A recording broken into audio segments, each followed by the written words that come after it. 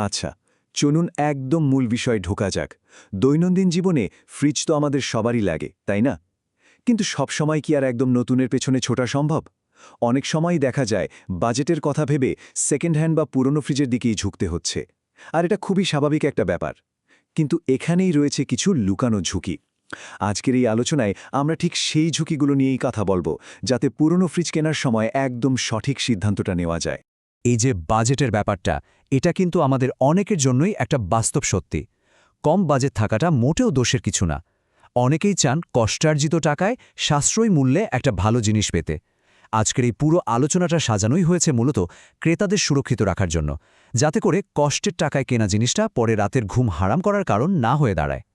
কিন্তু এখানেই একটা বড়সড় দ্বন্দ্ব তৈরি হয়।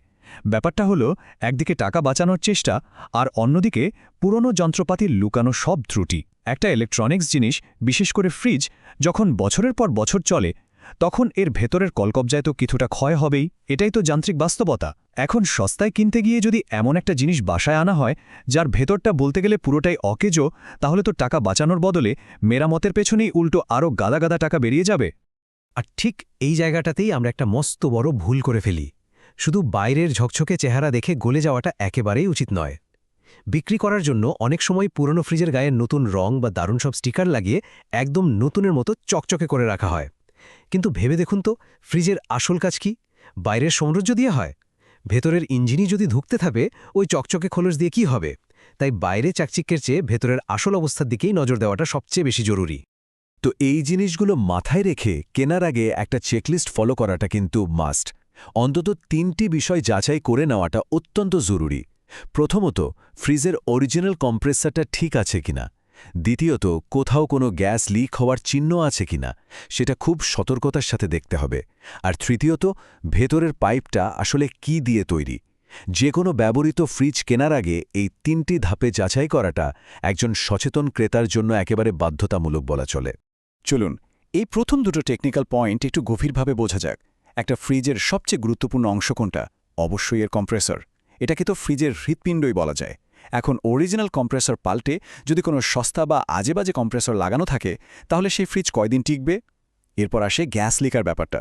ফ্রিজ ঠান্ডা করার জন্য ভেতরে যে রেফ্রিজারেন্ট গ্যাস থাকে, সেটাই যদি লিক হয়ে বেরিয়ে যায়, তাহলে তো ফ্রিজ কেনার পুরো উদ্দেশ্যটাই মাটি। কিভাবে একটা লুকানো ত্রুটি আরেকটা বড় বিপর্যয়ের জন্ম দেয়, সেটা নিশ্চয়ই পরিষ্কার বোঝা যাচ্ছে। এবার আসা যাক সবচেয়ে ইন্টারেস্টিং আর ভাইটাল পয়েন্টে, ভেতরের পাইপের উপাদান।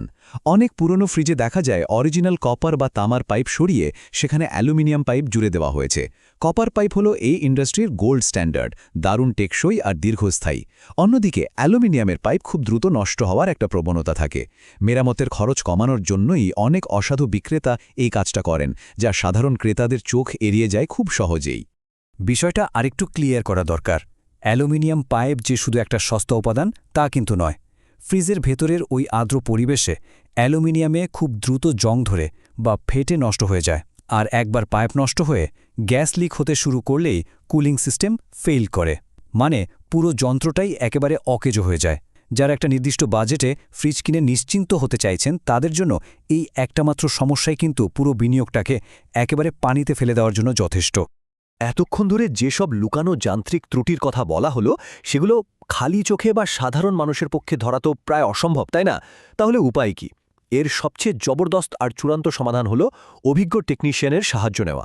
একজন এক্সপার্টের চোখ কিন্তু খুব সহজেই ধরে ফেলতে পারে অরিজিনাল কম্প্রেসার আছে কিনা, গ্যাস লিকের কোনো চিহ্ন আছে কিনা, বা অ্যালুমিনিয়াম পাইপ লুকানো আছে কিনা। শুধু বিক্রেতার মিষ্টি কথায় ভুলে গিয়ে কষ্টের টাকার ঝুঁকি নেওয়ার তো কোনো মানেই হয় না। আর ঠিক এই জায়গাটাতেই পেশাদার আর নির্ভরযোগ্য সার্ভিসিং সেন্টারগুলো আমাদের ভরসা দেয়। তাদের কাজের ধরনই হল গ্যারান্টি সহ সেবা দেওয়া। এই যে পেশাদার একটা প্রতিশ্রুতি, এটা কিন্তু বিশাল স্বস্তির একটা জায়গা। যখন একজন অভিজ্ঞ মানুষ গ্যারান্টি দিয়ে একটা যন্ত্র চেক করে দেন, তখন আর মনের মধ্যে খুঁতখুঁতে ভাব থাকে না। এতে করে আর্থিক ক্ষতির ঝুঁকি এক ধাক্কায় একেবারে শূন্যের কোঠায় নেমে আসে। এক্ষেত্রে একটা চমৎকার উদাহরণ দেওয়া যায়। বাঘেরহাটের রামপালে অবস্থিত বিশ্বস্ত ফ্রিজ ও এসি সার্ভিস সেন্টারের নাম বলা যেতে পারে, যারা ঠিক এই ধরনের নির্ভরযোগ্য সেবা দিয়ে থাকেন। কেউ যদি নিশ্চিন্তে একটা ভালো মানের পুরনো ফ্রিজ কিনতে চান বা নিজের কেনা ফ্রিজটা কোনো এক্সপার্টকে দিয়ে আগাগোড়া চেক করিয়ে নিতে চান, তাহলে ঢাকা টিকিট কাউন্টার, ফয়লাবাজার, রামপালে অবস্থিত এই সার্ভিস সেন্টারে যোগাযোগ করা যেতে পারে। চাইলে 01518978905 এই নম্বরেও সরাসরি কথা বলে নেওয়া যায়। এটাই সবচেয়ে বুদ্ধিমানের কাজ। তো দিন শেষে সবচেয়ে গুরুত্বপূর্ণ ব্যাপারটা গিয়ে দাঁড়ায় এই শেষ প্রশ্নটিতে। একটা পুরনো ফ্রিজ কেনার চূড়ান্ত সিদ্ধান্ত নেওয়া ঠিক আগে নিজেদের এই প্রশ্নটা অবশ্যই করতে হবে, পুরনো ফ্রিজটি কি অভিজ্ঞ টেকনিশিয়ান দিয়ে চেক করানো হয়েছে? শুধু কম দাম বা বাইরের চকচকে রূপ দেখে গলে গেলে কিন্তু চলবে না।